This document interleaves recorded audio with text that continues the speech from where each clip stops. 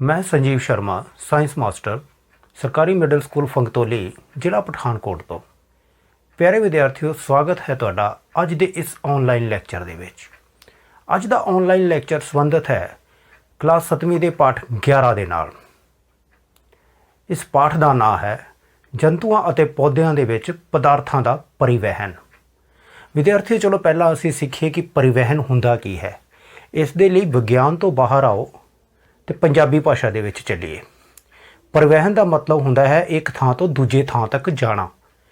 ਮੰਨ ਲਓ ਮੈਂ ਆਪਣੇ ਸਕੂਲ ਜਾਣਾ ਹੋਵੇ ਤੇ ਚਾਹੇ ਮੈਂ ਸਾਈਕਲ ਤੇ ਜਾਵਾਂ, ਚਾਹੇ ਮੋਟਰਸਾਈਕਲ ਤੇ ਜਾਵਾਂ, ਚਾਹੇ ਮੈਂ ਕਾਰ ਤੇ ਜਾਵਾਂ ਜਾਂ ਬੱਸ 'ਚ ਜਾਵਾਂ।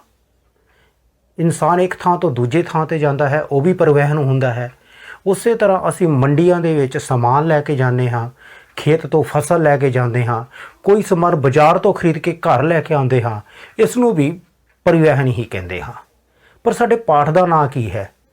ਜੰਤੂਆਂ ਅਤੇ ਪੌਦਿਆਂ ਵਿੱਚ ਪਦਾਰਥਾਂ ਦਾ ਪਰਿਵਹਿਨ। ਇਸ ਦਾ ਮਤਲਬ ਹੈ ਕਿ ਸਾਡੇ ਤੋਂ ਬਾਹਰ ਤਾਂ ਪਰਿਵਹਿਨ ਹੁੰਦਾ ਹੀ ਹੈ ਪਦਾਰਥਾਂ ਦਾ, ਪਰ ਸਾਡੇ ਸਰੀਰ ਦੇ ਅੰਦਰ ਅਤੇ ਜੰਤੂਆਂ ਦੇ ਅੰਦਰ ਵੀ ਜਾਂ ਪੌਦਿਆਂ ਦੇ ਅੰਦਰ ਵੀ ਪਦਾਰਥਾਂ ਦਾ ਪਰਿਵਹਿਨ ਹੁੰਦਾ ਹੈ। ਜਿਵੇਂ ਅਸੀਂ ਭੋਜਨ ਖਾਂਦੇ ਹਾਂ, ਉਹ ਸਰੀਰ ਦੇ ਵੱਖ-ਵੱਖ ਅੰਗਾਂ ਤੱਕ ਪਹੁੰਚਦਾ ਹੈ। ਪੌਦਿਆਂ ਨੂੰ ਅਸੀਂ ਪਾਣੀ ਦਿੰਦੇ ਹਾਂ, ਉਹ ਜੜ੍ਹਾਂ ਤੋਂ ਪਾਣੀ ਸੋਖ ਕੇ ਪੱਤਿਆਂ ਤੱਕ ਪਹੁੰਚਦਾ ਹੈ। ਖਾਦ ਦਿੰਦੇ ਹਾਂ, ਉਹ ਵੀ ਪੱਤਿਆਂ ਤੱਕ ਪਹੁੰਚਦੀ ਹੈ, ਪੌਦਿਆਂ ਦੇ ਵੱਖ-ਵੱਖ ਭਾਗਾਂ ਤੱਕ ਪਹੁੰਚਦੀ ਹੈ। ਤਾਂ ਪਿਆਰੇ ਵਿਦਿਆਰਥੀਓ, ਇਸ ਨੂੰ ਅਸੀਂ ਕਹਿੰਦੇ ਹਾਂ ਜੰਤੂਆਂ ਅਤੇ ਪੌਦਿਆਂ ਦੇ ਵਿੱਚ ਪਦਾਰਥਾਂ ਦਾ ਪਰਿਵਹਿਨ। ਪਰਿਵਹਿਨ ਨੂੰ ਅੰਗਰੇਜ਼ੀ ਦੇ ਵਿੱਚ ਅਸੀਂ ਕੀ ਕਹਿੰਦੇ ਹਾਂ ਉਹ ਵੀ ਸਿੱਖ ਲੈਂਦੇ ਹਾਂ, ਟਰਾਂਸਪੋਰਟੇਸ਼ਨ। ਸੋ ਪਾਠ ਦਾ ਨਾਂ ਅੰਗਰੇਜ਼ੀ ਦੇ ਵਿੱਚ ਕੀ ਹੋਏਗਾ? Transportation of substances in plants and animals. ਚਲੋ ਵਿਦਿਆਰਥੀਓ, ਇਸ ਲੈਕਚਰ ਨੂੰ ਸ਼ੁਰੂ ਕਰਨ ਤੋਂ ਪਹਿਲਾਂ ਇਹ ਜਾਣਨ ਦੀ ਕੋਸ਼ਿਸ਼ ਕਰਦੇ ਹਾਂ ਕਿ ਤੁਸੀਂ ਪਿਛਲੀਆਂ ਜਮਾਤਾਂ ਜਾਂ ਪਿਛਲੇ ਪਾਠਾਂ ਦੇ ਵਿੱਚ ਕੀ ਸਿੱਖਿਆ ਹੈ। ਇਸ ਦੇ ਸੰਬੰਧ ਵਿੱਚ ਮੇਰਾ ਤੁਹਾਨੂੰ ਸਾਰਿਆਂ ਨੂੰ ਇੱਕ ਬੇਹੱਦ ਆਸਾਨ ਪ੍ਰਸ਼ਨ ਹੈ। ਉਹ ਪ੍ਰਸ਼ਨ ਹੈ ਕਿ ਅਸੀਂ ਭੋਜਨ ਕਿਉਂ ਕਰਦੇ ਹਾਂ? ਬਿਲਕੁਲ ਠੀਕ ਸੁਣਿਆ ਤੁਸੀਂ ਕਿ ਅਸੀਂ ਭੋਜਨ ਕਿਉਂ ਕਰਦੇ ਹਾਂ। ਕਈ ਵਿਦਿਆਰਥੀਆਂ ਦੇ ਦਿਮਾਗ ਦੇ ਵਿੱਚ ਇਸ ਦਾ ਉੱਤਰ ਵੀ ਆਇਆ ਹੋਣਾ ਹੈ। ਤੇ ਉੱਤਰ ਕੀ ਹੈ? ਬਿਲਕੁਲ ਠੀਕ, ਅਸੀਂ ਭੋਜਨ ਇਸ ਲਈ ਕਰਦੇ ਹਾਂ ਤਾਂ ਕਿ ਸਾਡੇ ਸਰੀਰ ਨੂੰ ਵੱਖ-ਵੱਖ ਕੰਮਾਂ ਨੂੰ ਕਰਨ ਲਈ ਊਰਜਾ ਮਿਲਦੀ ਰਹੇ। ਤੁਹਾਨੂੰ ਸਾਹਮਣੇ ਸਕਰੀਨ ਦੇ ਉੱਤੇ ਇੱਕ ਬੱਚਾ ਵੀ ਦਿਖਾਈ ਦੇ ਰਿਹਾ ਹੋਵੇਗਾ। ਇਸ ਦੇ ਸਾਹਮਣੇ ਭੋਜਨ ਪਿਆ ਹੋਇਆ ਹੈ, ਪਰ ਉਹ ਇਸ ਨੂੰ ਨਹੀਂ ਖਾਣਾ ਚਾਹੁੰਦਾ। ਤੁਸੀਂ ਵੀ ਕਈ ਵਾਰ ਆਪਣੀ ਜ਼ਿੰਦਗੀ ਦੇ ਵਿੱਚ ਇਸੇ ਤਰ੍ਹਾਂ ਹੀ ਕਰਦੇ ਹੋ। ਤੁਹਾਡੇ ਮਾਤਾ-ਪਿਤਾ ਤੁਹਾਡੇ ਲਈ ਸੰਤੁਲਿਤ ਭੋਜਨ ਬਣਾ ਕੇ ਲਿਆਉਂਦੇ ਹਨ। ਹਰੇ ਪੱਤੇਦਾਰ ਸਬਜ਼ੀਆਂ ਦਾ ਵੀ ਹੋ ਸਕਦਾ ਹੈ, ਦਾਲਾਂ ਵੀ ਹੋ ਸਕਦੀਆਂ ਹਨ, ਦੁੱਧ ਵੀ ਹੋ ਸਕਦਾ ਹੈ, ਪਰ ਤੁਸੀਂ ਵੀ ਇਹਨਾਂ ਨੂੰ ਨਹੀਂ ਖਾਣਾ ਚਾਹੁੰਦੇ। ਸਗੋਂ ਤੁਸੀਂ ਉਸ ਦੀ ਜਗ੍ਹਾ ਚਾਹੁੰਦੇ ਹੋ ਨੂਡਲਾਂ, ਬ੍ਰੈਡ, ਬਰਗਰ ਵਗੈਰਾ। ਫਿਰ ਵੀ ਤੁਹਾਡੇ ਮਾਤਾ-ਪਿਤਾ ਇਹ ਜ਼ੋਰ ਦਿੰਦੇ ਹਨ ਕਿ ਤੁਸੀਂ ਇਸ ਭੋਜਨ ਨੂੰ ਜ਼ਰੂਰ ਖਤਮ ਕਰੋ, ਤੇ ਤੁਹਾਨੂੰ ਉਹ ਭੋਜਨ ਖਾਣਾ ਵੀ ਪੈਂਦਾ ਹੈ। ਹੁਣ ਕਦੀ ਸੋਚਿਆ ਹੈ ਤੁਸੀਂ ਕਿ ਇਹ ਭੋਜਨ ਕਿਉਂ ਖਾਣਾ ਪੈਂਦਾ ਹੈ? ਬਿਲਕੁਲ, ਇਹ ਤਾਂ ਉੱਤਰ ਅਸੀਂ ਪਹਿਲੇ ਵੀ ਦੇ ਚੁੱਕੇ ਹਾਂ ਕਿ ਇਸ ਤੋਂ ਸਾਨੂੰ ਊਰਜਾ ਮਿਲਦੀ ਹੈ। ਪਰ ਇਹ ਊਰਜਾ ਸਰੀਰ ਦੇ ਵੱਖ-ਵੱਖ ਹਿੱਸਿਆਂ ਤੱਕ ਪਹੁੰਚਦੀ ਕਿੱਦਾਂ ਹੈ? ਅੱਜ ਇਸ ਲੈਕਚਰ ਦੇ ਵਿੱਚ ਅਸੀਂ ਇਹੀ ਗੱਲ ਕਰਾਂਗੇ ਕਿ ਮਨੁੱਖਾਂ ਦੇ ਵਿੱਚ ਜਾਂ ਜੀਵਾਂ ਦੇ ਵਿੱਚ ਪਦਾਰਥਾਂ ਦਾ ਪਰਿਵਹਿਨ ਕਿਵੇਂ ਹੁੰਦਾ ਹੈ। ਵਿਦਿਆਰਥੀਓ, ਪਦਾਰਥਾਂ ਦੇ ਪਰਿਵਹਿਨ ਦੇ ਵਿੱਚ ਅਸੀਂ ਗੱਲ ਕਰਾਂਗੇ ਅੱਜ ਲਹੂ ਗੇੜ ਪ੍ਰਣਾਲੀ ਦੀ। ਸਾਹਮਣੇ ਚਿੱਤਰ ਦੇ ਵਿੱਚ ਤੁਹਾਨੂੰ ਦਿਲ ਵੀ ਦਿਖਾਈ ਦੇ ਰਿਹਾ ਹੋਵੇਗਾ ਅਤੇ ਖੂਨ ਵਹਿਣੀਆਂ ਵੀ। ਦਿਲ ਦਾ ਕੰਮ ਹੈ ਖੂਨ ਨੂੰ ਪੰਪ ਕਰਨਾ ਅਤੇ ਖੂਨ ਵਹਿਣੀਆਂ ਦਾ ਕੰਮ ਹੈ ਉਸ ਖੂਨ ਨੂੰ ਸਰੀਰ ਦੇ ਵੱਖ-ਵੱਖ ਹਿੱਸਿਆਂ ਤੱਕ ਲੈ ਕੇ ਜਾਣਾ। ਤਾਂ ਫਿਰ ਅਸੀਂ ਇੱਦਾਂ ਕਹਿ ਸਕਦੇ ਹਾਂ ਕਿ ਦਿਲ ਅਤੇ ਖੂਨ ਵਹਿਣੀਆਂ ਇਕੱਠੇ ਰੂਪ ਵਿੱਚ ਸਾਡੇ ਸਰੀਰ ਦੀ ਲਹੂ ਗੇੜ ਪ੍ਰਣਾਲੀ ਬਣਾਉਂਦੇ ਹਨ। ਇੱਕ ਵਾਰੀ ਫਿਰ ਦੁਹਰਾ ਰਿਹਾ ਹਾਂ, ਦਿਲ ਅਤੇ ਖੂਨ ਵਹਿਣੀਆਂ ਇਕੱਠੇ ਰੂਪ ਵਿੱਚ ਸਾਡੇ ਸਰੀਰ ਦੀ ਲਹੂ ਗੇੜ ਪ੍ਰਣਾਲੀ ਬਣਾਉਂਦੇ ਹਨ। ਵਿਦਿਆਰਥੀਓ, ਇੱਕ ਵਾਰੀ ਕੀ ਹੋਇਆ ਕਿ ਮੇਰੀ ਕਲਾਸ ਦਾ ਇੱਕ ਵਿਦਿਆਰਥੀ ਪੈਨਸਿਲ ਛਿੱਲ ਰਿਹਾ ਸੀ ਬਲੇਡ ਦੇ ਨਾਲ। ਹੁਣ ਛਿਲਦੇ ਛਿਲਦੇ ਕੀ ਹੋਇਆ ਕਿ ਉਸ ਦਾ ਹੱਥ ਕੱਟ ਗਿਆ ਉਸ ਦੇ ਵਿੱਚੋਂ ਖੂਨ ਵਹਿਣਾ ਸ਼ੁਰੂ ਹੋ ਗਿਆ। ਇਸੇ ਤਰ੍ਹਾਂ ਤੁਸੀਂ ਘਰ ਦੇ ਵਿੱਚ ਵੀ ਦੇਖਿਆ ਹੋਣਾ, ਤੁਹਾਡੇ ਮਾਤਾ ਜੀ ਸਬਜ਼ੀ ਕੱਟ ਰਹੇ ਹਨ ਤੇ ਕਿਤੇ ਗਲਤੀ ਦੇ ਨਾਲ ਉਹ ਉਂਗਲ ਕੱਟੀ ਗਈ ਤੇ ਖੂਨ ਵਹਿਣਾ ਸ਼ੁਰੂ ਹੋ ਗਿਆ। ਹੁਣ ਇਹ ਖੂਨ ਹੈ ਕੀ ਹੈ? ਚਲੋ ਸਭ ਤੋਂ ਪਹਿਲੇ ਇਸ ਦੇ ਬਾਰੇ ਹੀ ਸਮਝੀਏ। ਖੂਨ ਉਹ ਦਰਵ ਹੈ ਜੋ ਖੂਨ ਵਹਿਣੀਆਂ ਵਿੱਚ ਲਗਾਤਾਰ ਪ੍ਰਵਾਹਿਤ ਹੁੰਦਾ ਹੈ। ਖੂਨ ਉਹ ਦਰਵ ਹੈ ਜੋ ਖੂਨ ਵਹਿਣੀਆਂ ਵਿੱਚੋਂ ਲਗਾਤਾਰ ਪ੍ਰਵਾਹਿਤ ਹੁੰਦਾ ਹੈ। ਤਾਂ ਇਸ ਦੇ ਕੰਮ ਕੀ ਹਨ? ਸਭ ਤੋਂ ਪਹਿਲਾ ਕੰਮ ਤਾਂ ਇਹ ਹੈ ਕਿ ਇਹ ਪਚੇ ਹੋਏ ਭੋਜਨ ਨੂੰ ਛੋਟੀ ਆਂਦਰ ਤੋਂ ਸਰੀਰ ਦੇ ਦੂਜੇ ਭਾਗਾਂ ਤੱਕ ਲੈ ਕੇ ਜਾਂਦਾ ਹੈ। ਪਚੇ ਹੋਏ ਭੋਜਨ ਨੂੰ ਛੋਟੀ ਆਂਦਰ ਤੋਂ ਸਰੀਰ ਦੇ ਦੂਜੇ ਭਾਗਾਂ ਤੱਕ ਲੈ ਕੇ ਜਾਂਦਾ ਹੈ ਤਾਂ ਕਿ ਸਾਨੂੰ ਕੰਮ ਕਰਨ ਲਈ ਊਰਜਾ ਪ੍ਰਾਪਤ ਹੋ ਸਕੇ। ਫੇਫੜਿਆਂ ਤੋਂ ਆਕਸੀਜਨ ਨੂੰ ਵੀ ਖੂਨ ਹੀ ਸਰੀਰ ਦੀਆਂ ਕੋਸ਼ਿਕਾਵਾਂ ਤੱਕ ਲੈ ਕੇ ਜਾਂਦਾ ਹੈ। ਦੂਜਾ ਮਹੱਤਵਪੂਰਨ ਕੰਮ, ਆਕਸੀਜਨ ਨੂੰ ਸਰੀਰ ਦੀਆਂ ਕੋਸ਼ਿਕਾਵਾਂ ਤੱਕ ਲੈ ਕੇ ਜਾਣ ਦਾ ਕੰਮ ਕਿਹਦਾ ਹੈ? ਖੂਨ ਦਾ। ਹੁਣ ਤੀਸਰਾ ਕੰਮ ਕੀ ਹੈ ਫਿਰ? ਤੀਸਰਾ ਕੰਮ ਬਹੁਤ ਹੀ ਮਹੱਤਵਪੂਰਨ ਕੰਮ ਹੈ ਬੇਟਾ। ਜੋ ਵੀ ਅਸੀਂ ਭੋਜਨ ਕਰਦੇ ਹਾਂ ਉਹਨਾਂ ਦੇ ਮਲ ਪਦਾਰਥਾਂ ਨੂੰ ਸਰੀਰ ਦੇ ਵਿੱਚੋਂ ਬਾਹਰ ਕੱਢਣਾ, ਉਹਨਾਂ ਦਾ ਪ੍ਰਵਾਹਨ ਗੁਰਦਿਆਂ ਤੱਕ ਕਰਨਾ, ਇਸ ਦਾ ਕੰਮ ਵੀ ਖੂਨ ਦਾ ਹੀ ਹੈ। ਸੋ ਖੂਨ ਦੇ ਕੀ ਕੰਮ ਹੋ ਗਏ? ਛੋਟੀ ਆਂਦਰ ਤੋਂ ਭੋਜਨ ਨੂੰ ਸਰੀਰ ਤੱਕ ਵੱਖ-ਵੱਖ ਹਿੱਸਿਆਂ ਤੱਕ ਪਹੁੰਚਾਉਣਾ, ਆਕਸੀਜਨ ਨੂੰ ਖੂਨ ਹੀ ਸਰੀਰ ਦੀਆਂ ਕੋਸ਼ਿਕਾਵਾਂ ਤੱਕ ਲੈ ਕੇ ਜਾਂਦਾ ਹੈ ਤੇ ਮਲ ਪਦਾਰਥਾਂ ਨੂੰ ਵੀ ਬਾਹਰ ਕੱਢਣ ਦਾ ਕੰਮ ਕੌਣ ਕਰਦਾ ਹੈ? ਖੂਨ ਹੀ ਕਰਦਾ ਹੈ। ਸਭ ਤੋਂ ਪਹਿਲਾਂ ਅਸੀਂ ਖੂਨ ਵਿੱਚ ਮੌਜੂਦ ਵੱਖ-ਵੱਖ ਕੋਸ਼ਿਕਾਵਾਂ ਦੇ ਬਾਰੇ ਜਾਣਾਂਗੇ। ਜਿਹੜਾ ਖੂਨ ਦਾ ਦਰਵ ਭਾਗ ਹੁੰਦਾ ਹੈ ਉਸ ਨੂੰ ਪਲਾਜ਼ਮਾ ਕਿਹਾ ਜਾਂਦਾ ਹੈ। ਖੂਨ ਦੇ ਦਰਵ ਭਾਗ ਨੂੰ ਕੀ ਕਿਹਾ ਜਾਂਦਾ ਹੈ? ਪਲਾਜ਼ਮਾ। ਖੂਨ ਵਿੱਚ 3 ਕਿਸਮ ਦੀਆਂ ਕੋਸ਼ਿਕਾਵਾਂ ਹੁੰਦੀਆਂ ਹਨ। ਸਭ ਤੋਂ ਪਹਿਲੇ ਪਲੇਟਲੈਟਸ, ਫਿਰ ਦੂਸਰੀਆਂ ਹੁੰਦੀਆਂ ਹਨ ਲਾਲ ਰਕਤ ਕੋਸ਼ਿਕਾਵਾਂ ਜਿਨ੍ਹਾਂ ਨੂੰ ਅਸੀਂ RBC ਵੀ ਕਹਿੰਦੇ ਹਾਂ। ਤੀਸਰੀਆਂ ਹੁੰਦੀਆਂ ਹਨ ਸਫੇਦ ਰਕਤ ਕੋਸ਼ਿਕਾਵਾਂ ਜਿਨ੍ਹਾਂ ਨੂੰ ਅਸੀਂ WBC ਵੀ ਕਹਿੰਦੇ ਹਾਂ। ਹੁਣ ਅਸੀਂ ਇਹ ਸਿੱਖਾਂਗੇ ਕਿ ਸਾਡੇ ਲਹੂ ਦੇ ਵਿੱਚ ਪਲੇਟਲੈਟਸ, ਲਾਲ ਰਕਤ ਕੋਸ਼ਿਕਾਵਾਂ ਅਤੇ ਸਫੇਦ ਰਕਤ ਕੋਸ਼ਿਕਾਵਾਂ ਕੰਮ ਕੀ ਕਰਦੀਆਂ ਹਨ। ਭਾਵ ਇਹਨਾਂ ਦੇ ਤਿੰਨਾਂ ਦੇ ਕੰਮ ਅਸੀਂ ਵੱਖ-ਵੱਖ ਰੂਪ ਦੇ ਵਿੱਚ ਸਿੱਖਾਂਗੇ। ਪਿਆਰੇ ਵਿਦਿਆਰਥੀਓ, ਕਿ ਇੱਕ ਵਾਰ ਕੀ ਹੋਇਆ ਕਿ ਨਾ ਕੁਝ ਵਿਦਿਆਰਥੀ ਅੱਧੀ ਛੁੱਟੀ ਨੂੰ ਸਕੂਲ ਦੇ ਵਿੱਚ ਖੇਡ ਰਹੇ ਸਨ ਤੇ ਉਹਨਾਂ ਦੇ ਵਿੱਚੋਂ ਇੱਕ ਬੱਚਾ ਡਿੱਗ ਪਿਆ ਖੇਡਦੇ ਖੇਡਦੇ। ਹੁਣ ਖੇਡਦੇ ਖੇਡਦੇ ਜਦੋਂ ਡਿੱਗਿਆ ਤਾਂ ਉਸਦੇ ਗੋਡੇ ਦੇ ਉੱਤੇ ਸੱਟ ਲੱਗ ਗਈ। ਸੱਟ ਲੱਗਣ ਦੇ ਕਾਰਨ ਗੋਡੇ ਤੋਂ ਖੂਨ ਵਹਿਣਾ ਸ਼ੁਰੂ ਹੋ ਗਿਆ। ਤਾਂ ਬਾਅਦ ਦੇ ਵਿੱਚ ਉਹਨੇ ਦੇਖਿਆ ਕਿ ਉਸ ਜਗ੍ਹਾ ਦੇ ਉੱਤੇ ਖੂਨ ਦਾ ਇੱਕ ਖਰਿੰਡ ਬਣ ਗਿਆ ਅਤੇ ਖੂਨ ਵਹਿਣਾ ਬੰਦ ਹੋ ਗਿਆ। ਉਸ ਨੂੰ ਬੜੀ ਹੈਰਾਨੀ ਹੋਈ ਤਾਂ ਉਸਨੇ ਆਪਣੇ ਵਿਗਿਆਨ ਅਧਿਆਪਕ ਕੋਲੋਂ ਇਸ ਬਾਰੇ ਪੁੱਛਿਆ ਕਿ ਇਹ ਕਿਉਂ ਹੋਇਆ। ਤਾਂ ਵਿਦਿਆਰਥੀਓ, ਉਸਦੇ ਵਿਗਿਆਨ ਅਧਿਆਪਕ ਨੇ ਦੱਸਿਆ ਕਿ ਇਹ ਪਲੇਟਲੈਟਸ ਦੇ ਕਾਰਨ ਹੋਇਆ ਹੈ। ਸਾਡੇ ਜ਼ਖਮ ਹੁੰਦਾ ਹੈ, ਖੂਨ ਵਹਿਣਾ ਸ਼ੁਰੂ ਹੋ ਜਾਂਦਾ ਹੈ ਤਾਂ ਪਲੇਟਲੈਟਸ ਉਸ ਖੂਨ ਦਾ ਖਰਿੰਡ ਬਣਾ ਦਿੰਦੇ ਹਨ ਜਿਸ ਕਾਰਨ ਇਹ ਖੂਨ ਵਹਿਣਾ ਬੰਦ ਹੋ ਜਾਂਦਾ ਹੈ ਅਤੇ ਸਾਡੇ ਸਰੀਰ ਨੂੰ ਬਹੁਤਾ ਨੁਕਸਾਨ ਵੀ ਨਹੀਂ ਹੁੰਦਾ। ਜੇ ਸਾਡੇ ਸਰੀਰ ਦੇ ਵਿੱਚ ਪਲੇਟਲੈਟਸ ਦੀ ਗਿਣਤੀ ਘਟ ਜਾਏ, ਪਿਆਰੇ ਵਿਦਿਆਰਥੀਓ, ਜੇ ਪਲੇਟਲੈਟਸ ਦੀ ਗਿਣਤੀ ਸਾਡੇ ਸਰੀਰ ਦੇ ਵਿੱਚੋਂ ਘਟ ਜਾਏ ਤਾਂ ਫਿਰ ਸੋਚੋ ਕੀ ਹੋਏਗਾ। ਸੋਚੋ ਬੱਚੇ ਵਿਦਿਆਰਥੀਓ, ਕੀ ਹੋਏਗਾ ਪਲੇਟਲੈਟਸ ਦੀ ਗਿਣਤੀ ਘਟਣ ਦੇ ਕਾਰਨ। ਬਿਲਕੁਲ ਸਹੀ ਸੋਚ ਰਹੇ ਹੋ। ਜੇ ਪਲੇਟਲੈਟਸ ਦੀ ਗਿਣਤੀ ਸਾਡੇ ਸਰੀਰ ਦੇ ਵਿੱਚ ਜਾਂ ਖੂਨ ਦੇ ਵਿੱਚ ਘਟ ਜਾਏ ਤਾਂ ਫਿਰ ਕੀ ਹੋਏਗਾ? ਜਦੋਂ ਜ਼ਖਮ ਹੋਏਗਾ ਤਾਂ ਉਹ ਖੂਨ ਵਹਿਣਾ ਰੁਕੇਗਾ ਹੀ ਨਹੀਂ ਅਤੇ ਸਾਨੂੰ ਜਾਨੀ ਤੌਰ ਤੇ ਵੀ ਨੁਕਸਾਨ ਹੋ ਸਕਦਾ ਹੈ।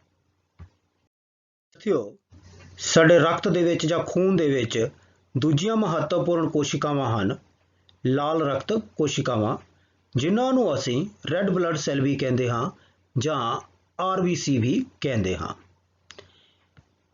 ਇਹਨਾਂ ਲਾਲ ਰਕਤ ਕੋਸ਼ਿਕਾਵਾਂ ਦੇ ਵਿੱਚ ਇੱਕ ਲਾਲ ਰੰਗ ਦਾ ਵਰਣਕ ਹੁੰਦਾ ਹੈ। ਇਸ ਲਾਲ ਰੰਗ ਦੇ ਵਰਣਕ ਨੂੰ ਅਸੀਂ ਕੀ ਕਹਿੰਦੇ ਹਾਂ? ਹੀਮੋਗਲੋਬਿਨ। ਕੀ ਕਹਿੰਦੇ ਹਾਂ? ਹੀਮੋਗਲੋਬਿਨ। ਹੁਣ ਇਸ ਹੀਮੋਗਲੋबिन ਦਾ ਕੰਮ ਕੀ ਹੈ? ਹੀਮੋਗਲੋबिन ਕੀ ਕਰਦਾ ਹੈ, ਜਦੋਂ ਅਸੀਂ ਸਾਹ ਨਾਲ ਆਕਸੀਜਨ ਲੈ ਕੇ ਜਾਂਦੇ ਹਾਂ ਤਾਂ ਇਸ ਨੂੰ ਆਪਣੇ ਆਪ ਨਾਲ ਮਿਲਾ ਲੈਂਦਾ ਹੈ ਅਤੇ ਸਰੀਰ ਦੇ ਸਾਰੇ ਅੰਗਾਂ ਤੱਕ ਅਤੇ ਸਾਰੀਆਂ ਕੋਸ਼ਿਕਾਵਾਂ ਤੱਕ ਉਸ ਆਕਸੀਜਨ ਨੂੰ ਲੈ ਕੇ ਜਾਂਦਾ ਹੈ। ਹੁਣ ਕਈ ਵਾਰੀ ਤੁਸੀਂ ਦੇਖਿਆ ਹੋਵੇਗਾ ਕਿ ਸਰਦੀਆਂ ਦੇ ਵਿੱਚ ਅਸੀਂ ਅੰਗੀਠੀਆਂ ਜਗਾ ਕੇ ਬੈਠਦੇ ਹਾਂ ਘਰ ਦੇ ਵਿੱਚ ਕੋਲੇ ਵਾਲੀਆਂ, ਤੇ ਫਿਰ ਸਲਾਹ ਦਿੰਦੇ ਹਾਂ ਕਿ ਭਾਈ ਖਿੜਕੀਆਂ ਖੁੱਲੀਆਂ ਰੱਖੋ, ਪਰ ਜੇ ਅਸੀਂ ਖੁੱਲੀਆਂ ਨਾ ਰੱਖੀਏ ਖਿੜਕੀਆਂ ਤਾਂ ਅਸੀਂ ਬੇਹੋਸ਼ ਹੋ ਸਕਦੇ ਹਾਂ, ਇੱਥੋਂ ਤੱਕ ਸਾਡੀ ਮੌਤ ਵੀ ਹੋ ਸਕਦੀ ਹੈ। ਐਸਾ ਕਿਉਂ ਹੁੰਦਾ ਹੈ? ਵਿਦਿਆਰਥੀਓ, ਜਦੋਂ ਅੰਗੀਠੀ ਜਲਦੀ ਹੈ, ਕੋਲਾ ਜਲਦਾ ਹੈ ਤਾਂ ਕਾਰਬਨ ਮੋਨੋਆਕਸਾਈਡ ਗੈਸ ਪੈਦਾ ਹੁੰਦੀ ਹੈ।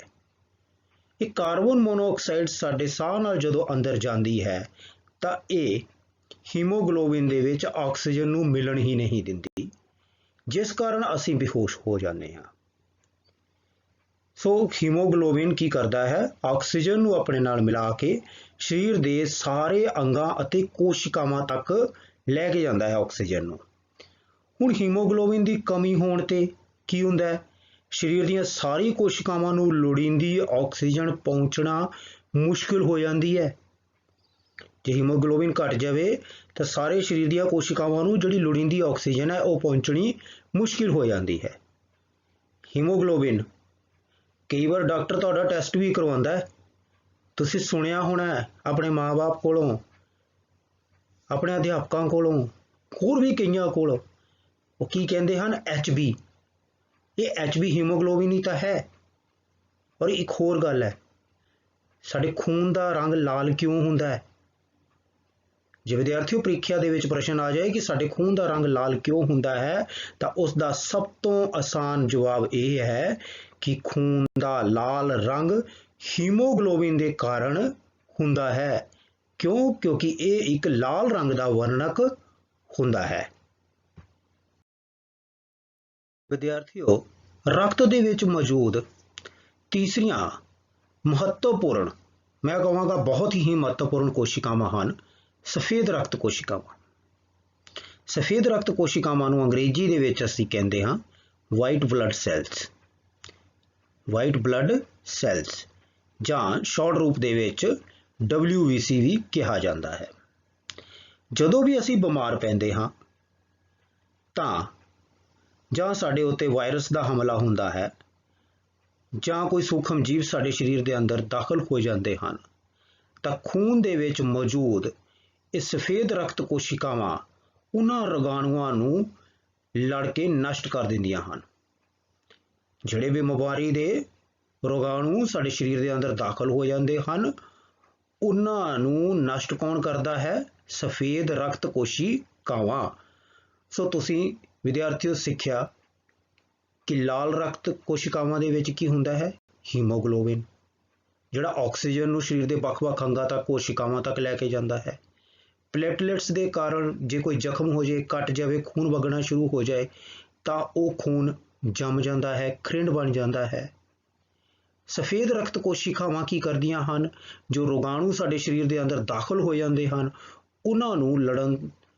ਉਹਨਾਂ ਦੇ ਨਾਲ ਲੜਦੀਆਂ ਹਨ ਅਤੇ ਉਹਨਾਂ ਨੂੰ ਫਿਰ ਕੀ ਕਰ ਦਿੰਦੇ ਹਨ? ਨਸ਼ਟ ਕਰ ਦਿੰਦੇ ਹਨ। ਸੋ ਇਹਨਾਂ ਤਿੰਨਾਂ ਸੈੱਲਾਂ ਦਾ ਲਹੂ ਦੇ ਅੰਦਰ ਇੱਕ ਮਹੱਤਵਪੂਰਨ ਭਾਗ ਰਹਿੰਦਾ ਹੈ ਜਾਂ ਮਹੱਤਵਪੂਰਨ ਭੂਮਿਕਾ ਰਹਿੰਦੀ ਹੈ।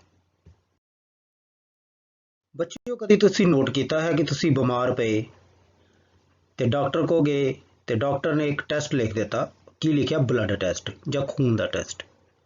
ਹੁਣ ਤੁਸੀਂ ਲੈਬੋਰੇਟਰੀ ਦੇ ਵਿੱਚ ਚੈੱਕ ਕਰਾਉਣ ਚਲੇ ਗਏ, ਲੈਬ ਦੇ ਵਿੱਚ, ਤਾਂ ਉਸਨੇ ਇੱਕ ਸੂਈ ਲਈ ਜਾਂ ਇੰਜੈਕਸ਼ਨ ਲਿਆ ਤੇ ਤੁਹਾਡੇ ਇੱਕ ਨਸ ਲੱਭ ਕੇ ਉਹਦੇ ਵਿੱਚੋਂ ਖੂਨ ਕੱਢ ਲਿਆ। ਤੁਹਾਨੂੰ ਪਤਾ ਹੈ ਕਿ ਸਰੀਰ ਵਿੱਚ ਵੱਖ-ਵੱਖ ਕਿਸਮ ਦੀਆਂ ਲਹੂ ਵਹਿਣੀਆਂ ਹੁੰਦੀਆਂ ਹਨ, ਜੋ ਲਹੂ ਨੂੰ ਇੱਕ ਥਾਂ ਤੋਂ ਦੂਜੇ ਥਾਂ ਤੱਕ ਲੈ ਕੇ ਜਾਂਦੀਆਂ ਹਨ। 3 ਕਿਸਮ ਦੀਆਂ ਹੁੰਦੀਆਂ ਹਨ। ਸਭ ਤੋਂ ਪਹਿਲੇ ਹਨ ਧਮਨੀਆਂ, ਦੂਸਰੇ ਨੰਬਰ ਤੇ ਹਨ ਸ਼ਿਰਾਵਾਂ, ਤੇ ਫਿਰ ਕੀ ਹਨ? ਕੇਸ਼ਿਕਾਵਾਂ। ਕਿਹੜੀਆਂ-ਕਿਹੜੀਆਂ ਹੁੰਦੀਆਂ ਹਨ? ਧਮਨੀਆਂ, ਸ਼ਿਰਾਵਾਂ ਅਤੇ ਕੇਸ਼ਿਕਾਵਾਂ। ਹੁਣ ਅਸੀਂ ਵੱਖਰੇ-ਵੱਖਰੇ ਤੌਰ ਤੇ ਇਹਨਾਂ ਦੇ ਕੰਮ ਸਮਝਾਂਗੇ। ਤੋਂ ਪਹਿਲਾਂ ਅਸੀਂ ਸਮਝਾਂਗੇ ਧਮਨੀਆਂ ਦੇ ਬਾਰੇ। ਧਮਨੀ ਉਹ ਵਹਿਣੀ ਹੈ ਜੋ ਆਕਸੀਜਨ ਭਰਪੂਰ ਲਹੂ ਨੂੰ ਦਿਲ ਤੋਂ ਸਰੀਰ ਦੇ ਵੱਖ-ਵੱਖ ਅੰਗਾਂ ਤੱਕ ਲੈ ਕੇ ਜਾਂਦੀ ਹੈ। ਵਿਦਿਆਰਥੀਓ, ਤੁਹਾਨੂੰ ਪਤਾ ਹੈ ਕਿ ਸਾਡੇ ਸਰੀਰ ਦੇ ਵਿੱਚ ਦਿਲ ਦਾ ਕੀ ਕੰਮ ਹੈ? ਦਿਲ ਕੀ ਕਰਦਾ ਹੈ? ਲਹੂ ਨੂੰ ਪੰਪ ਕਰਦਾ ਹੈ। ਹੁਣ ਜਦੋਂ ਦਿਲ ਲਹੂ ਨੂੰ ਪੰਪ ਕਰਦਾ ਹੈ ਤਾਂ ਲਹੂ ਦਿਲ ਵਿੱਚੋਂ ਉੱਚ ਦਬਾਅ ਅਧੀਨ ਨਿਕਲਦਾ ਹੈ, ਮਤਲਬ ਉਸ ਲਹੂ ਦਾ ਪ੍ਰੈਸ਼ਰ ਬਹੁਤ ਜ਼ਿਆਦਾ ਹੁੰਦਾ ਹੈ। ਤੇ ਜੇ ਧਮਨੀਆਂ ਦੀਆਂ ਕੰਧਾਂ ਬਰੀਕ ਹੋਣਗੀਆਂ ਤਾਂ ਇਹ ਉਸ ਪ੍ਰੈਸ਼ਰ ਨੂੰ ਝੱਲ ਹੀ ਨਹੀਂ ਸਕਣਗੀਆਂ। ਉੱਚ ਪ੍ਰੈਸ਼ਰ ਨੂੰ ਜਾਂ ਉੱਚ ਦਬਾਅ ਨੂੰ ਝੱਲਣ ਦੇ ਲਈ ਧਮਨੀਆਂ ਦੀਆਂ ਜਿਹੜੀਆਂ ਕੰਧਾਂ ਹੁੰਦੀਆਂ ਹਨ ਉਹ ਮੋਟੀਆਂ ਹੁੰਦੀਆਂ ਹਨ ਅਤੇ ਲਚਕੀਲੀਆਂ ਹੁੰਦੀਆਂ ਹਨ। ਸੋ ਧਮਨੀਆਂ ਕੀ ਕੰਮ ਕਰਦੀਆਂ ਹਨ? ਆਕਸੀਜਨ ਭਰਪੂਰ ਲਹੂ ਨੂੰ ਦਿਲ ਤੋਂ ਲੈ ਕੇ ਸਰੀਰ ਦੇ ਵੱਖ-ਵੱਖ ਅੰਗਾਂ ਤੱਕ ਲੈ ਕੇ ਜਾਂਦੀ ਹੈ। ਕੀ ਕਰਦੀ ਹੈ? ਧਮਨੀ ਆਕਸੀਜਨ ਭਰਪੂਰ ਲਹੂ ਨੂੰ ਦਿਲ ਤੋਂ ਸਰੀਰ ਦੇ ਵੱਖ-ਵੱਖ ਅੰਗਾਂ ਤੱਕ ਲੈ ਕੇ ਜਾਂਦੀ ਹੈ। ਵਿਦਿਆਰਥੀਓ, ਦੂਸਰੀਆਂ ਮਹੱਤਵਪੂਰਨ ਵਹਿਣੀਆਂ ਹਨ ਸ਼ਿਰਾਵਾਂ। ਧਮਨੀਆਂ ਨੇ ਕੀ ਕੀਤਾ ਕਿ ਆਕਸੀਜਨ ਭਰਪੂਰ ਲਹੂ ਨੂੰ ਜਾਂ ਖੂਨ ਨੂੰ ਸਰੀਰ ਦੇ ਵੱਖ-ਵੱਖ ਅੰਗਾਂ ਤੱਕ ਪਹੁੰਚਾਇਆ। ਤੇ ਸ਼ਿਰਾਵਾਂ ਦਾ ਕੰਮ ਕੀ ਹੈ ਕਿ ਵੱਖ-ਵੱਖ ਅੰਗਾਂ ਤੋਂ ਕਾਰਬਨ ਡਾਈਆਕਸਾਈਡ ਭਰਪੂਰ ਲਹੂ ਇਕੱਠਾ ਕਰਨਾ ਅਤੇ ਉਸ ਨੂੰ ਫਿਰ ਵਾਪਸ ਦਿਲ ਵਿੱਚ ਲੈ ਕੇ ਆਉਣਾ। ਇਸ ਦੇ ਵਿੱਚ ਜਾਂ ਇਹਨਾਂ ਦੇ ਵਿੱਚ ਲਹੂ ਦਾ ਪ੍ਰੈਸ਼ਰ ਇੰਨਾ ਜ਼ਿਆਦਾ ਨਹੀਂ ਹੁੰਦਾ, ਇਸ ਲਈ ਉਹਨਾਂ ਨੂੰ ਮੋਟੀਆਂ ਦੀਵਾਰਾਂ ਦੀ ਲੋੜ ਵੀ ਨਹੀਂ ਪੈਂਦੀ। ਇਹਨਾਂ ਦੀਆਂ ਦੀਵਾਰਾਂ ਪਤਲੀਆਂ ਹੀ ਹੁੰਦੀਆਂ ਹਨ। ਕਿਉਂ ਹੁੰਦੀਆਂ ਹਨ? ਕਿਉਂਕਿ ਇਹਨਾਂ ਵਿੱਚ ਲਹੂ ਦਬਾਅ ਅਧੀਨ ਨਹੀਂ ਹੁੰਦਾ। ਦੂਸਰੀ ਇੱਕ ਹੋਰ ਗੱਲ ਹੈ, ਅਸੀਂ ਚਾਹੁੰਦੇ ਹਾਂ ਜਾਂ ਸਾਡਾ ਸਰੀਰ ਚਾਹੁੰਦਾ ਹੈ ਕਿ ਲਹੂ ਇਹਨਾਂ ਦੇ ਵਿੱਚ ਇੱਕੋ ਹੀ ਦਿਸ਼ਾ ਦੇ ਵਿੱਚ ਵਹੇ, ਇੱਕੋ ਹੀ ਦਿਸ਼ਾ ਦੇ ਵਿੱਚ ਚੱਲੇ। ਤਾਂ ਇੱਕੋ ਹੀ ਦਿਸ਼ਾ ਦੇ ਵਿੱਚ ਲਹੂ ਨੂੰ ਚਲਾਉਣ ਦੇ ਲਈ ਸ਼ਿਰਾਵਾਂ ਦੇ ਵਿੱਚ ਵਾਲਵ ਹੁੰਦੇ ਹਨ। ਤੁਸੀਂ ਪਾਣੀ ਦੀ ਪਾਈਪਾਂ ਵਿੱਚ ਵੀ ਇਹ ਵਾਲਵ ਦੇਖੇ ਹੋਣਗੇ। ਇਹਨਾਂ ਨੂੰ ਅਸੀਂ ਨਾਨ ਰਿਟਰਨੇਬਲ ਵਾਲਵ ਕਹਿੰਦੇ ਹਾਂ। ਭਾਵੇਂ ਇੱਕ ਪਾਸੇ ਨੂੰ ਖੂਨ ਵਗਣ ਦਿੰਦੇ ਹਨ, ਪਰ ਜਦੋਂ ਖੂਨ ਇੱਕ ਸਾਈਡ ਨੂੰ ਵਗ ਜਾਂਦਾ ਹੈ ਤੇ ਇਹ ਬੰਦ ਹੋ ਜਾਂਦੇ ਹਨ ਤਾਂ ਖੂਨ ਵਾਪਸ ਨਹੀਂ ਆ ਸਕਦਾ, ਸਗੋਂ ਅੱਗੇ ਹੀ ਵੱਧਦਾ ਜਾਂਦਾ ਹੈ। ਜਿਵੇਂ ਕਿ ਤੁਸੀਂ ਸਾਹਮਣੇ ਚਿੱਤਰ ਦੇ ਵਿੱਚ ਜਾਂ ਐਨੀਮੇਸ਼ਨ ਦੇ ਵਿੱਚ ਵੀ ਦੇਖ ਰਹੇ ਹੋ। ਤਾਂ ਸ਼ਿਰਾਵਾਂ ਦਾ ਕੀ ਕੰਮ ਹੈ? ਕਾਰਬਨ ਡਾਈਆਕਸਾਈਡ ਭਰਪੂਰ ਲਹੂ ਇਕੱਠਾ ਕਰਕੇ ਵਾਪਸ ਦਿਲ ਦੇ ਵਿੱਚ ਲੈ ਕੇ ਆਉਣਾ।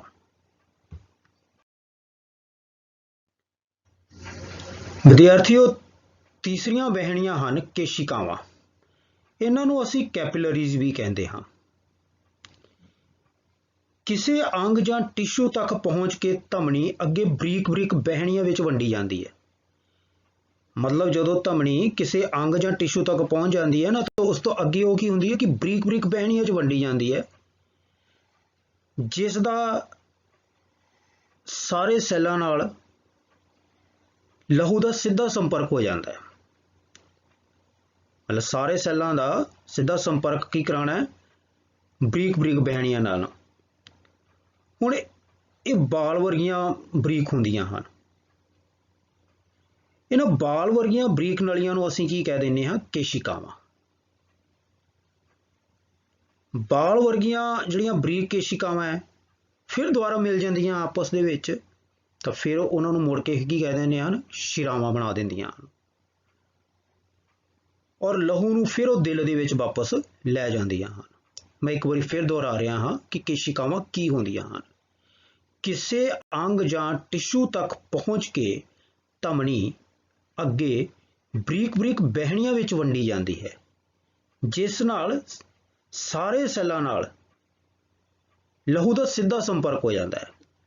ਬਰੀਕ ਵਹਿਣੀਆਂ 'ਚ ਵੰਡੀ ਜਾਂਦੀ ਹੈ ਤੇ ਸਾਰੇ ਸੈੱਲਾਂ ਦਾ ਫਿਰ ਲਹੂ ਨਾਲ ਸਿੱਧਾ ਸੰਪਰਕ ਹੋ ਜਾਂਦਾ ਹੈ। ਇਹਨਾਂ ਬਾਲ ਵਰਗੀਆਂ ਬਰੀਕ ਕੋਸ਼ਿਕਾਵਾਂ ਜਾਂ ਨਾਲੀਆਂ ਨੂੰ ਅਸੀਂ ਕੀ ਕਹਿ ਦਿੰਦੇ ਹਾਂ? ਕੇਸ਼ਿਕਾਵਾਂ ਜਾਂ ਕੈਪਿਲਰੀਜ਼। ਇਹ ਬਾਲ ਵਰਗੀਆਂ ਬਰੀਕ ਨਲੀਆਂ ਦੁਆਰਾ ਮਿਲ ਜਾਂਦੀਆਂ, ਫਿਰ ਇਕੱਠੀਆਂ ਹੋ ਕੇ ਫਿਰ ਕੀ ਬਣਾ ਦਿੰਦੀਆਂ ਹਨ? ਸ਼ਿਰਾਵਾਂ। ਤੇ ਸ਼ਿਰਾਵਾਂ ਦਾ ਫਿਰ ਕੰਮ ਕੀ ਹੈ? ਫਿਰ ਇਹਨਾਂ ਸ਼ਰਾਵਾਂ ਦਾ ਕੰਮ ਕੀ ਹੈ? ਖੂਨ ਨੂੰ ਦਿਲ ਦੇ ਵਿੱਚ ਲੈ ਕੇ ਜਾਣਾ। ਸਾਡੀਆਂ ਧਮਨੀਆਂ ਦੇ ਵਿੱਚ ਲਹੂ ਵਹਿੰਦਾ ਹੈ ਜਾਂ ਖੂਨ ਵਹਿੰਦਾ ਹੈ, ਇਸ ਦੇ ਲਈ ਅਸੀਂ ਇੱਕ ਕਿਰਿਆ ਕਰਾਂਗੇ। ਵਿਦਿਆਰਥੀਓ, ਤੁਸੀਂ ਕਰਨਾ ਕੀ ਹੈ ਕਿ ਆਪਣੇ ਖੱਬੇ ਹੱਥ ਦੇ ਇਸ ਅੰਗੂਠੇ ਦੇ ਬਿਲਕੁਲ ਸਾਹਮਣੇ ਆਪਣੇ ਸੱਜੇ ਹੱਥ ਦੀਆਂ 2 ਉਂਗਲਾਂ ਰੱਖਣੀਆਂ ਹਨ ਅਤੇ ਕੁਝ ਮਹਿਸੂਸ ਕਰਨ ਦੀ ਕੋਸ਼ਿਸ਼ ਕਰਨੀ ਹੈ। ਕੀ ਕਰਨਾ ਹੈ?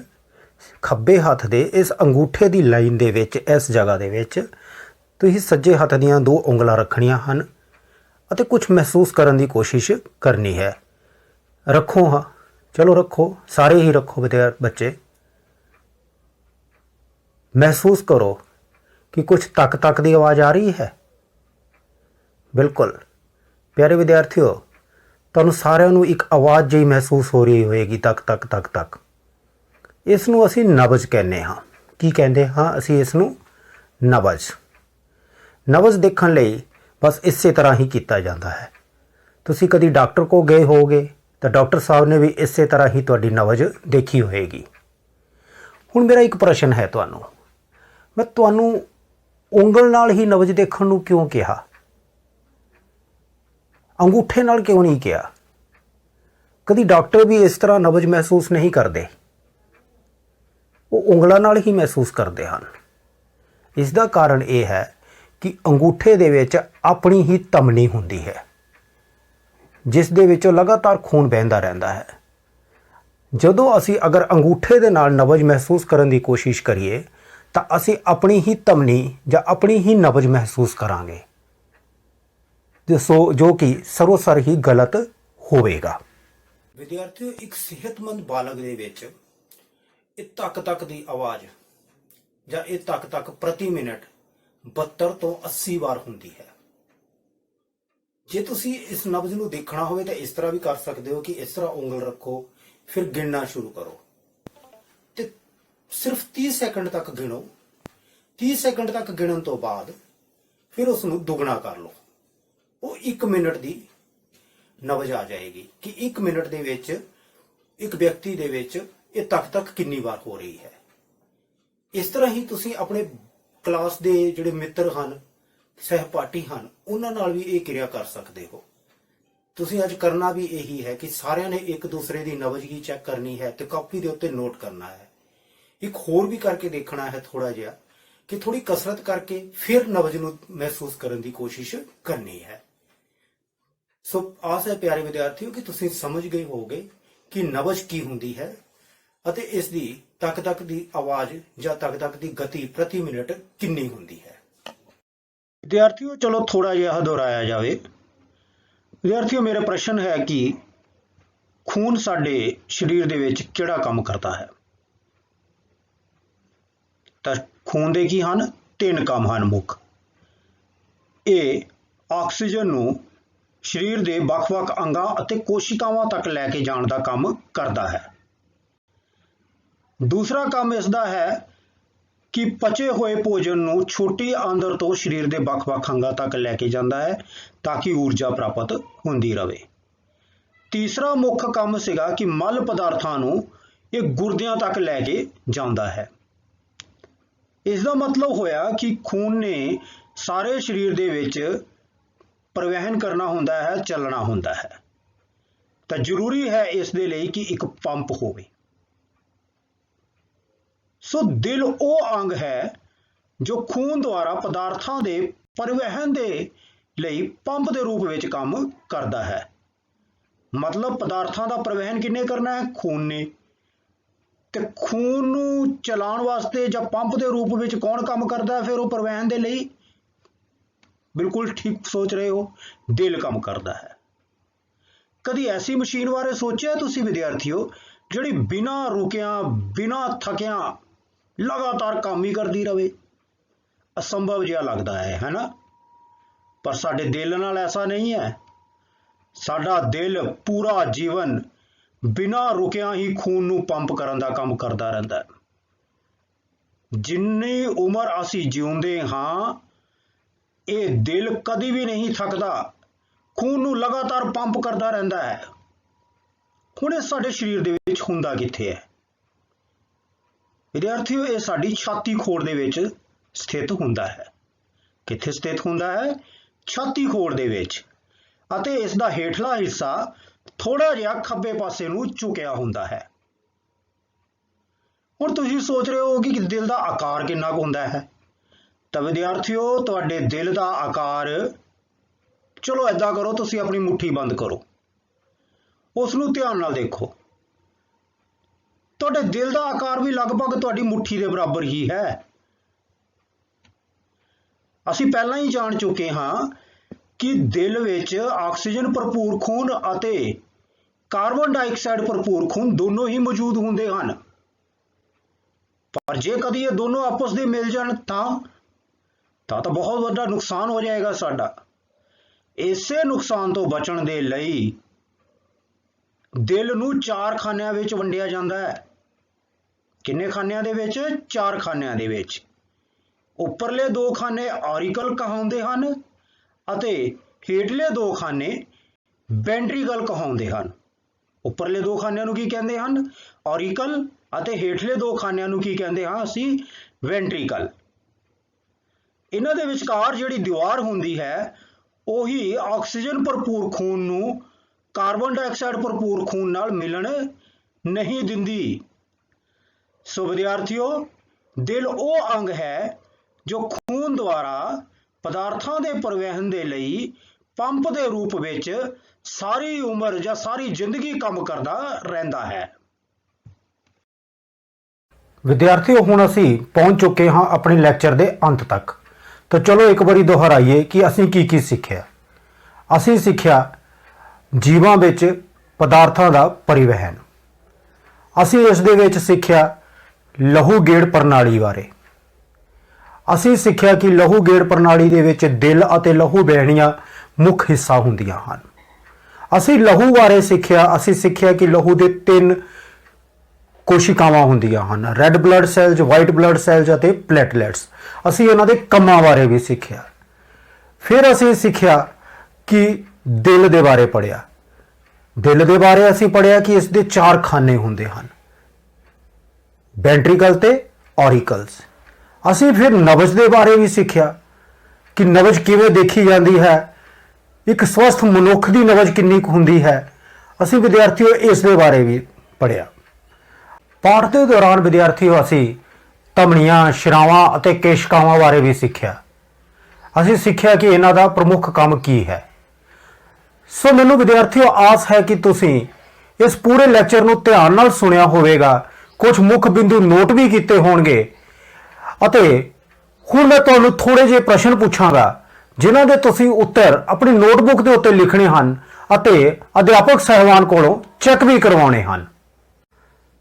ਵਿਦਿਆਰਥੀਓ, ਮੇਰਾ ਪਹਿਲਾ ਪ੍ਰਸ਼ਨ ਹੈ ਕਿ ਪਦਾਰਥਾਂ ਦਾ ਪਰਿਵਹਨ ਕੀ ਹੁੰਦਾ ਹੈ? ਪਦਾਰਥਾਂ ਦਾ ਪਰਿਵਹਨ ਕੀ ਹੁੰਦਾ ਹੈ? ਮੇਰਾ ਦੂਸਰਾ ਪ੍ਰਸ਼ਨ ਹੈ ਕਿ ਲਹੂ ਗੇੜ ਪ੍ਰਣਾਲੀ ਕੀ ਹੁੰਦੀ ਹੈ? ਲਹੂ ਗੇੜ ਪ੍ਰਣਾਲੀ ਕੀ ਹੁੰਦੀ ਹੈ? ਇਸ ਤੋਂ ਅਗਲਾ ਪ੍ਰਸ਼ਨ ਹੈ ਕਿ ਲਹੂ ਦੀ ਪਰਿਭਾਸ਼ਾ ਦਿਓ ਅਤੇ ਕੰਮ ਵੀ ਦੱਸੋ। ਲਹੂ ਦੀ ਜਾਂ ਖੂਨ ਦੀ ਪਰਿਭਾਸ਼ਾ ਦਿਓ ਅਤੇ ਕੰਮ ਵੀ ਦੱਸੋ। ਖੂਨ ਦੇ ਕਿੰਨੇ ਹਿੱਸੇ ਹੁੰਦੇ ਹਨ, ਭਾਵ ਇਸ ਦੀਆਂ ਕੋਸ਼ਿਕਾਵਾਂ ਕਿੰਨੀਆਂ ਹੁੰਦੀਆਂ ਹਨ ਅਤੇ ਉਹਨਾਂ ਕੋਸ਼ਿਕਾਵਾਂ ਦੇ ਸਾਨੂੰ ਕੀ ਲਾਭ ਹਨ। ਅਗਲਾ ਪ੍ਰਸ਼ਨ ਹੈ ਕਿ ਖੂਨ ਜਿਨ੍ਹਾਂ ਵਹਿਣੀਆਂ ਵਿੱਚ ਵਹਿੰਦਾ ਹੈ ਉਹਨਾਂ ਦੇ ਨਾਂ ਲਿਖੋ ਅਤੇ ਉਹਨਾਂ ਦਾ ਕੰਮ ਵੀ ਦੱਸੋ। ਮੇਰਾ ਅਗਲਾ ਪ੍ਰਸ਼ਨ ਹੈ ਕਿ ਨਬਜ਼ ਕਿਸ ਨੂੰ ਕਿਹਾ ਜਾਂਦਾ ਹੈ? ਨਬਜ਼ ਕਿਸ ਨੂੰ ਕਿਹਾ ਜਾਂਦਾ ਹੈ? ਇੱਕ ਬਾਲਗ ਮਨੁੱਖ ਦੇ ਵਿੱਚ ਨਬਜ਼ ਦੀ ਦਰ ਕਿੰਨੀ ਹੁੰਦੀ ਹੈ?